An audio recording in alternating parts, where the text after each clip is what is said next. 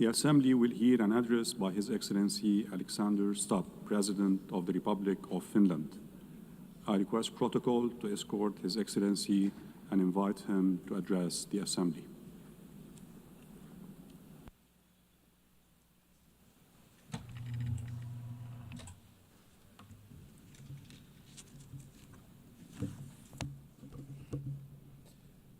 Mr. President, Excellencies, ladies and gentlemen, in its simplest form, foreign policy is really about three things: about values, interests, and power. I come from a relatively small country, Finland, and our toolkit is mainly about two of those three things. It's about values and interests. Power, hard or soft, is usually the luxury of bigger players. The power of smaller country arises from its capacity to cooperate with others. Smart diplomacy gives smaller player at least relative influence. The UN is, of course, case in point.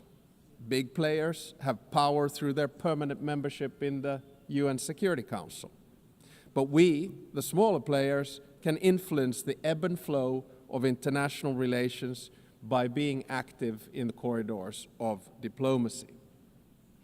Now, most of the speeches that we've heard here today have highlighted the fact that the world order, balance, and dynamics are changing, much like they did after World War II when the UN was founded. I actually think that the post-Cold War order is over, but we don't know what the new order is going to look like. It will take at least 5 to 10 years for things to settle. And my message to this Assembly today is that regardless of the size, each and every member state of the United Nations has agency, a say in how the new world order will look like.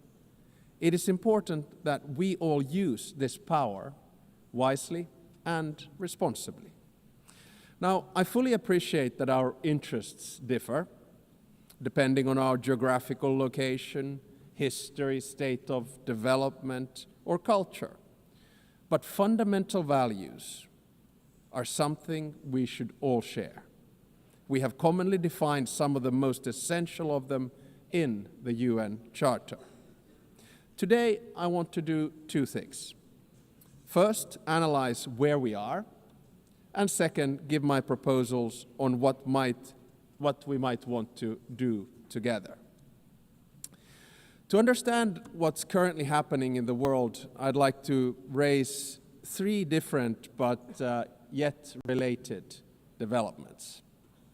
First, it seems to me that there's a growing tension between multilateralism, in other words, an order based on the rule of law, and those that speak the language of multipolarity or transactionalism. So difference between multilateralism and multipolarity. Now, I can understand the temptation and the rationale of the proponents of multipolarity and transactionalism. But can they solve the world's biggest challenges, such as climate change or sustainable development? Today, I see many states, both big and small, pursuing transactional or multivectoral foreign policies. In essence, their aim is to diversify their relations with multiple actors rather than aligning with any one particular bloc. Now, this can be opportunistic, but it may also be justified and reasonable. This depends on political choices. A transactional or multivectoral foreign policy is dominated by interests. Interests drive practical choices of states, and this is entirely legitimate. This kind of foreign policy is based on a realistic understanding of power. Power defines the limits of what is possible for each state. However, values should actually underpin everything we do. Even transactional or multivectoral foreign policy should rest on a score of fundamental values. Without them, foreign policy will ultimately run into a wall. If you set aside values for unhindered pursuit of power and interests, you will eventually find before you the very same problems you wanted to overlook. Second, the balance of power in the New World Order is shifting towards the South and the East. Many countries, especially in Africa, Asia, Latin America, are becoming or have become key players in determining the direction of the New World Order. To put it simply, they have both agency and power. They are not only an expanding economic force, but their demographic growth is inexorable. This will also turn them into a political and cultural force. It will yield them both hard power and soft power, and they will use it to promote their interests as they should. The 193 members of the United Nations do not have to agree on every minute detail of values, but we have to have a common understanding of fundamentals. They include the sovereignty and territorial integrity of states. They include the prohibition of the use of force and the respect for human rights and fundamental freedoms. These values are the building blocks of who we are and what we stand for as the United Nations. The broad international community has overwhelmingly an interest to uphold them. Let me be clear. Russia has no right to continue its aggression on Ukraine. Israel has no right to violate international law in Palestine. States have no right to use Sudanese or Congolese territories to fight proxy wars for their economic or strategic self-interests. I urge us all to heed this message of the international community and act accordingly. War is always a failure of humanity. It is a collective failure of our fundamental values. It is a failure of us as human beings. Thirdly, I would like to say a few words about the state of the United Nations, the institution where we are. The UN was created to maintain and promote peace, stability, development, and friendly relations among nations. In order to achieve this, the balance between the three elements was required. The power at the highest level was represented by the UN Security Council. The interests of the wider membership were reconciled here in the General Assembly, and the values were enshrined in the Charter and consolidated as rules of international law. Now, unfortunately today, the UN is struggling to fulfill its central promise of delivering peace and stability. We can always blame each other, but at the end of the day, it's a collective decision. Countries have increasingly taken the liberty to break the rules of international law and to use force against other people's territories and suppress other nations. The United Nations of today does not sufficiently reflect the realities of the balance of power. All too often, it fails to serve as a forum for the coordination of interests, and the values at its core are too often not respected in good faith. We all want to have the freedom to make choices and a possibility to influence the world around us. Today, many countries are seeking answers in multipolarity or transactionalism. If the UN fails to deliver, this trend will accelerate. So, let me sum up in the terms of the three pillars: values, interests, and power. Our values can divide us. Fundamentally, however, They should unite us around the basic principles of humanity, the rule of law, and the prohibition of aggression. Our interests differ, and it's only right that we promote them.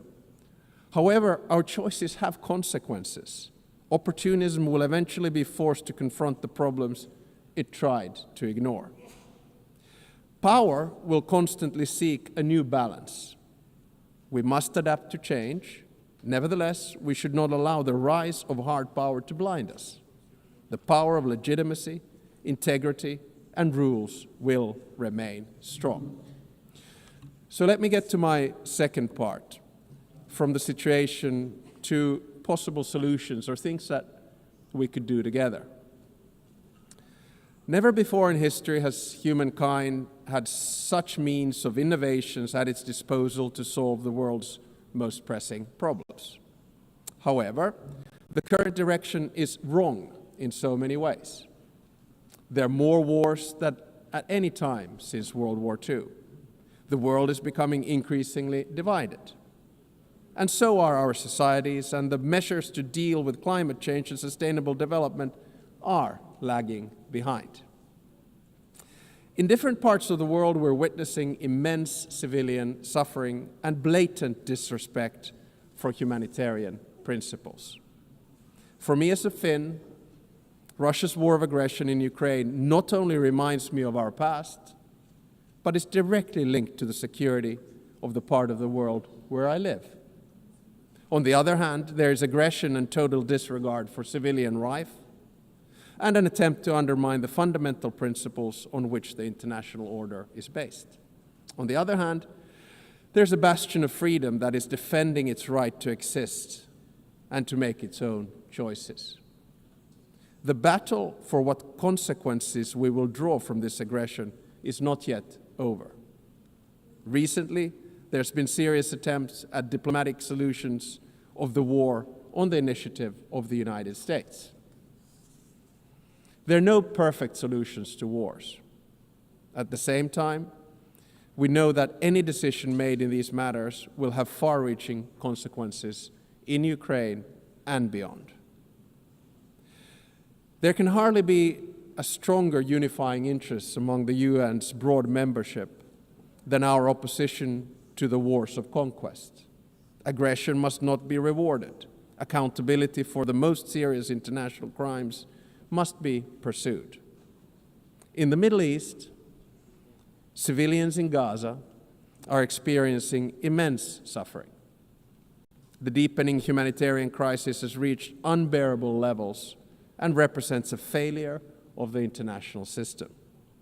At the same time, Hamas continues to hold the hostages it has taken, and many have already lost their lives. An immediate ceasefire is needed in Gaza. That has been reiterated from this podium many times today and yesterday. Humanitarian aid must be granted safe and unhindered access. The hostages must be released. I commend the efforts led by France and Saudi Arabia to advance the two-state solution. The negotiations must meet the Israeli and Palestinian security needs and Palestinian right to self-determination, its legitimate aspiration for statehood and sovereignty. The occupation that began in 1967 must end, and all permanent status issues must be resolved. Correspondingly, the countries that have not recognized Israel must do so. At the same time, the international community must support and strengthen the Palestinian Authority for it to govern the entire Palestinian territory effectively. This is the only viable option for achieving a two-state solution. A stable Palestine will also significantly benefit the security of Israel. In many parts of the world, conflicts are raging, causing immense suffering locally, instability regionally, and reverberations globally. We've witnessed particularly brutal violence in Sudan, in the Democratic Republic of Congo, in Haiti, Myanmar, and Mali, among others. Civilian populations continue to face famine and displacement at a large scale. And sometimes I feel that we end up looking at conflicts only that are near to us. But I think the job of the UN is to look at all of them with equal determination. I praise all those who, in good faith, continue to work for peace despite the daunting task. In June, a peace agreement was reached for the conflict in the Eastern Democratic Republic of Congo. The true test, like with all peace agreements, lies in its implementation. Does it stick? There's a humanitarian crisis of alarming proportions that compels us, all of us, to respond. Peace processes should not be transactional. They must be guided by international law. All countries and stakeholders in the region must be engaged and committed to achieve sustainable peace. The presence and involvement of the UN is essential. I would also like to stress the crucial work carried out by journalists amid conflicts and in other difficult circumstances. Attacks on members of the media are unacceptable. Media freedom is the basis for democracy. It is a prerequisite for an open society. The ability of the press to carry out its work is important for all of us. Ladies and gentlemen, the composition of the UN still largely reflects the world of 1945. As the world has changed drastically, so should the decision-making at the UN. Last year, in this very hall, I argued for a reformed Security Council, a council where currently underrepresented regions would have a stronger voice through permanent seats at the table. The number of permanent members should be increased in the UN Security Council. At least there should be 2 new seats for Asia, 2 for Africa, and 1 for Latin America. I think I'm going to say this every year because it's the only place where I get applause. No single state should have a veto power. And if a member of the Security Council violates the UN Charter, its voting rights should be suspended. I believe that these changes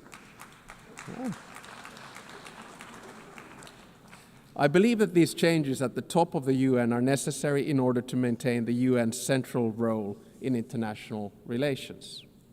At the same time, a more comprehensive reform of the UN is needed. I commend the Secretary General for his UN 80 initiative, and I encourage him to take bold and ambitious action. So Finland strongly supports the UN and wants it to succeed. Therefore, we stress the need for true reform to enhance the organization's credibility, relevance, and efficiency. This will ensure that the UN can act.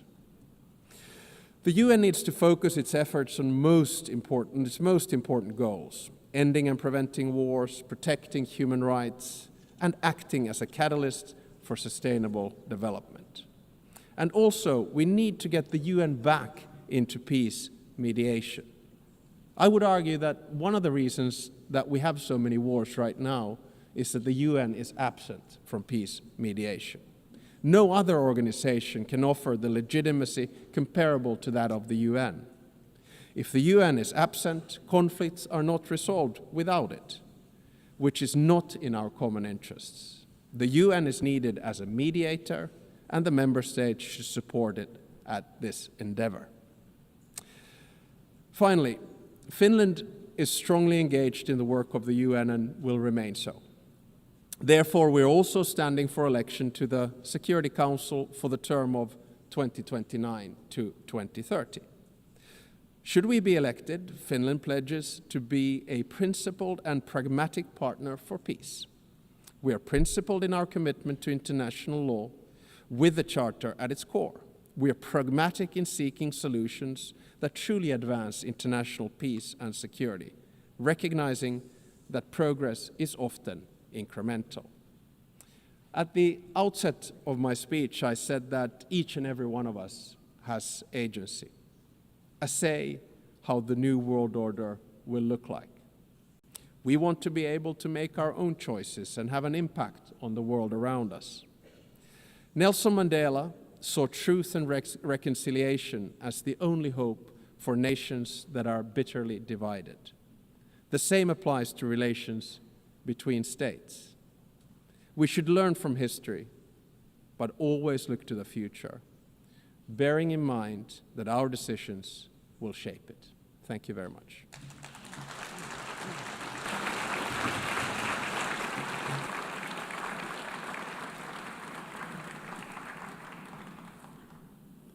On behalf of the Assembly, I wish to thank the President of the Republic of Finland. The Assembly will hear an address by His Excellency Julius